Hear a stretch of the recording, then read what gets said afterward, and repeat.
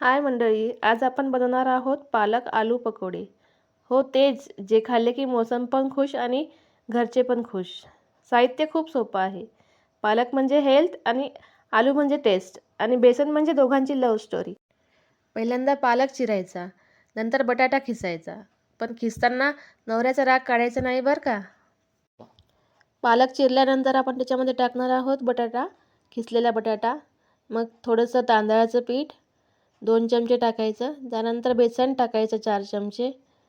मग त्याच्यानंतर आपण टाकणार आहोत त्याच्यामध्ये हळद, मग थोडंसं तिखट. आता ओवा हातावर घासून टाकायचा. त्यानंतर त्याच्यामध्ये थोडंसं सोडा, मिरची छान बारीक चिरून घ्यायची, मिरची पण टाकायची.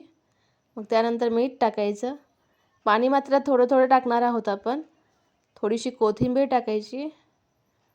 त्यानंतर आपण पाणी टाकायचं. थोडं थोडं करत आपण मिक्स करायचं, नाहीतर खूप पातळ झालं तर पकोडे छान होणार नाही आपले. मिक्स करायचं छान. त्यानंतर आपण त्याला कढईमध्ये तळून घेणार आहोत. त्यासाठी तेल ठेवायचं कढईमध्ये. तेल गरम झाल्यानंतर आपण छोटे छोटे बॉल करून तेलामध्ये सोडायचे. छान सोनेरी रंगावर तळून घ्यायचे. बघा किती छान झालेत आपले पालक आलू पकोडे. आपली डिश पण तयार झालेली आहे सॉस टाकून. त्यामध्ये आपण काढून घेणार आहोत पालक आलू पकोडे. किती छान कुरकुरीत झाले नाही. अशा छान छान रेसिपीसाठी लाईक करा, शेअर करा, फॉलो करा आणि सबस्क्राईब देखील करा.